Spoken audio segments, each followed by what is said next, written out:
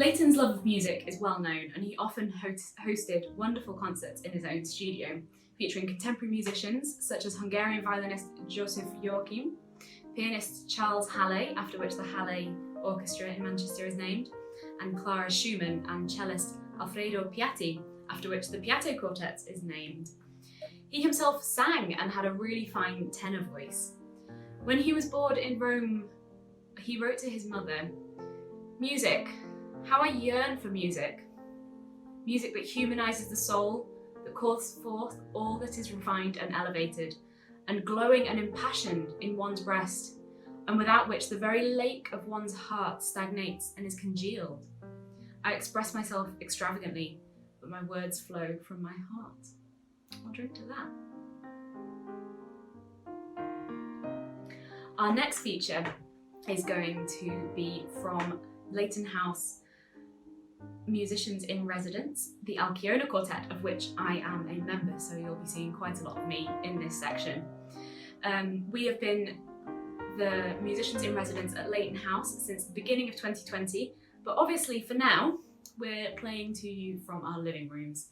However, we're so excited to see you in person when we're able to do live performances again. We're going to be playing two pieces for you this evening, and each of them will have their own separate introduction for you to learn a little about them.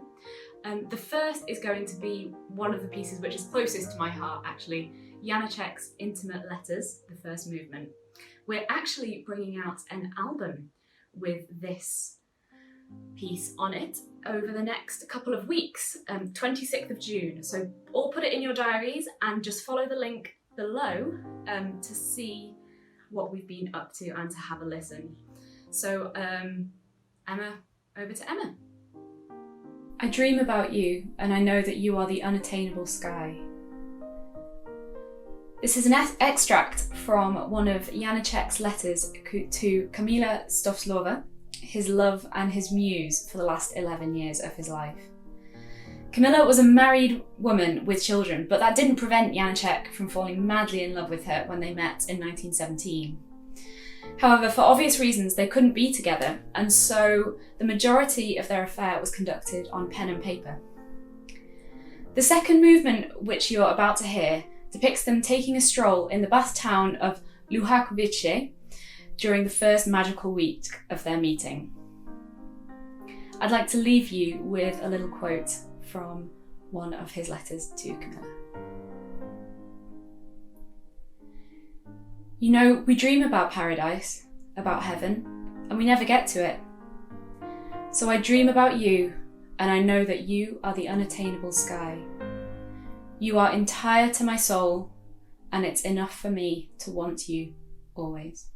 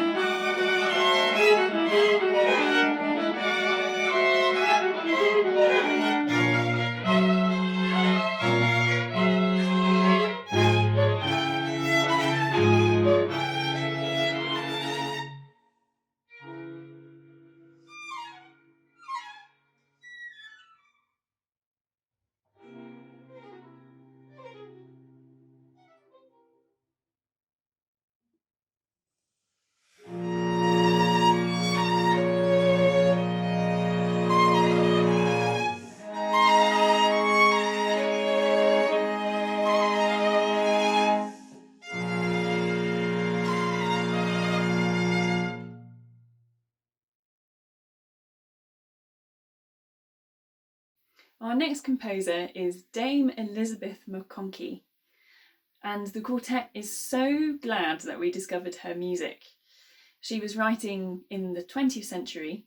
She studied at the Royal College of Music, where our quartet was founded, and her work is just beautifully written. She loved music from Hungary and Moravian folk music, and you can really hear this in her own writing. She really wanted to go and study with the composer Janacek, but she didn't quite manage to study with him. But she did win a travel scholarship to Prague from the Royal College of Music. So she did study a lot of Hungarian music, and you can hear elements of Bartók and Janacek in her musical dialect. There are a lot of Hungarian speech rhythms and a lot of rhythms and melodies based on 5 notes. We're going to be playing 2 movements from her last string quartet, which is called Quartetto Corto, and this is String Quartet No. 13, written in 1984. The 2 movements are joined together. The first movement starts with a big surprise. I won't spoil it. You'll know what I mean. And it leads into a more lyrical second movement, which has a melody based on 5 notes and has a lot of this Hungarian speech and song in it. So if you like this quartet, I do highly recommend you go and listen to the other 12 of her string quartets. They're a real treat.